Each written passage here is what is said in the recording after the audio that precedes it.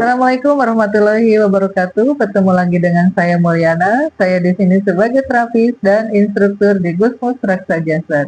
Baik, dalam kesempatan kali ini saya akan melanjutkan materi mengenai fenomena organ. Yang akan kita bahas kali ini yaitu di fenomena organ jantung. Di Kabuyutan Nambahwadatala ada dua materi, yaitu organ jantung secara pasti alam dan organ jantung secara pasti budaya. Yuk kita bahas apa jantung secara pasti alam. Jantung adalah bagian dari tubuh manusia yang sangat vital, yaitu sebagai pusat sistem peredaran darah ya. Apa fungsinya? Yaitu memompahkan darah ke seluruh tubuh, membawa oksigen dan nutrisi penting ke setiap sel, serta mengangkut karbon dioksida dan sisa limbah metabolisme ke paru-paru dikeluarkan dari tubuh, yaitu melalui bernapas ya. Setiap hari orang dewasa itu sekitar berdenyut jantungnya itu sekitar 100.000 kali dan mengalirkan darah hampir 14.000 liter setiap hari melalui jaringan atau pembuluh darah. Nah, selanjutnya yaitu bagian-bagian dari jantung. Ada perikardium, ada miokardium. Perikardium juga dibagi menjadi dua. Jadi selaput jantung ya, perikardium itu. Selaputnya itu dibagi dua. Yang paling berdekatan dengan jantung yaitu perikardium serosa. Yang berdekatan dengan rongga toraks yaitu perikardium fibrosa. Perikardium juga berfungsi untuk melindungi jantung dari trauma atau dari cedera, melindungi jantung dari infeksi. Karena perikardium mengeluarkan seros atau cairan, juga melindungi pelumas sebagai pelumas jantung. Dan jantung atau perikardium ini juga fungsinya itu menghindari gesekan dengan organ-organ lain. Nah, itu selaput jantung. Nah, di sini ada badan jantung atau jantungnya sendiri, dibagi menjadi 4 bagian. Jantung itu ya, ada bagian atas, bagian bawah. Bagian atas disebutnya adalah serambi atau atrium. Bagian atas ini dibagi dua, ada kiri dan kanan. Bagian bawah disebut juga bilik atau ventricle. Ini juga dibagi dua, kiri dan kanan. Nah, selain bilik-bilik ini ada katup-katupnya juga. Antara katup kanan, serambi kanan dan serambi atau ventricle kanan itu ada katupnya, namanya tricuspidalis, dan yang kiri katupnya adalah bicuspidalis.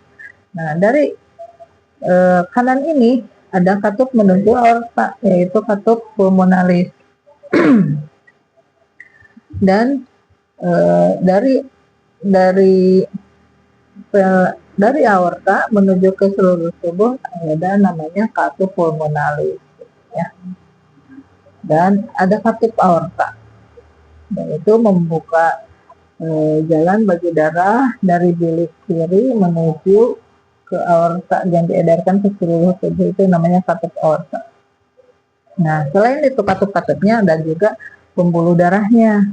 Ada vena yang berarti dia kaya akan dengan karbon dioksida. Ada arteri berarti pembuluh darah yang kaya dengan oksigen. Ada juga kapiler. Kapiler adalah pembuluh darah paling kecil yang berhubungan langsung antara vena dan arteri. Seperti itu ya. Nah, tadi dikatakan ada perikardium, ada miokardium. Miokardium itu adalah otot jantungnya yang berfungsi ada jaringan otot yang berbentuk dinding jantung. Otot ini memungkinkan jantung untuk berkontraksi dan memompa darah.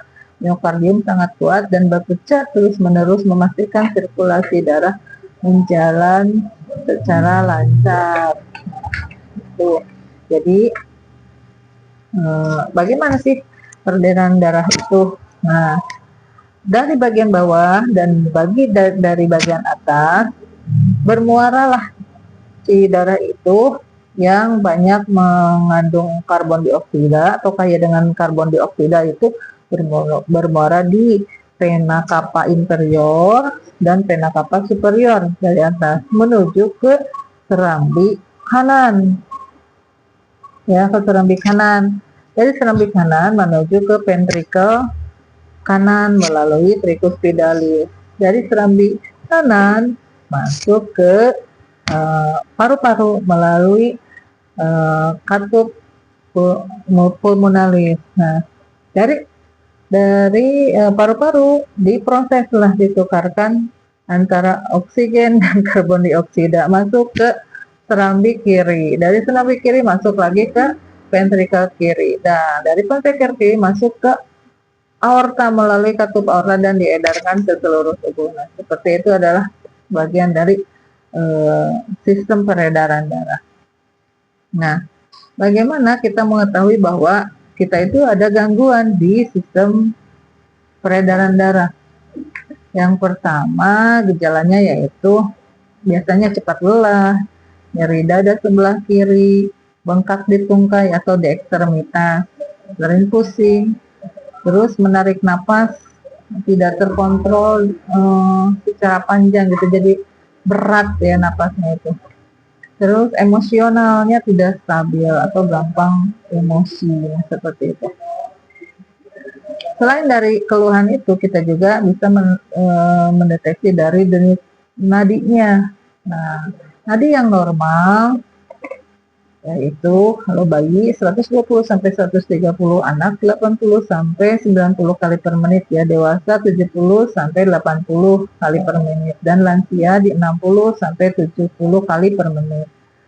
Nah, selain dari denyut nadi, kita juga bisa mengetahui dari tekanan darah. Tekanan darah pada bayi itu 70 sampai 90 per 50 mHg, anak 80 sampai 100 per 60, remaja 90 sampai 110 per 60, dewasa 110 sampai 125 per 70. Dirata-ratakan jadi yang normal itu 120 per 80 atau kurang dari 80 per mHg, seperti itu. Nah, yang kurang dari standar itu berarti disebutnya bradikardi, dan kalau lebih dari standar yang tadi saya ceritakan berarti tachikardi. Nah, itu gangguannya namanya gitu ya. Nah, itu mungkin secara pasti alamnya. Nah, secara budayanya bahwa jantung itu diperlambangkan sebagai aspek sosial. Jantung memompakan darah ke seluruh tubuh, baik ke bagian atas atau ke bagian bawah tanpa terkecuali. Jantung terus bergerak agar manusia tetap hidup. Begitulah gerak ilmu, mengamalkan ilmu dimanapun, kapanpun, terus menerus kita menebar kebaikan. Gitu. Jikalau kita berhenti bergerak, maka roda kehidupan pun akan berhenti.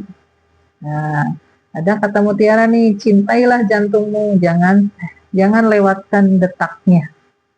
Jaga dengan pola hidup dan deteksi dini. Mungkin itu yang dapat saya sampaikan, mudah-mudahan bermanfaat. Assalamualaikum warahmatullahi wabarakatuh.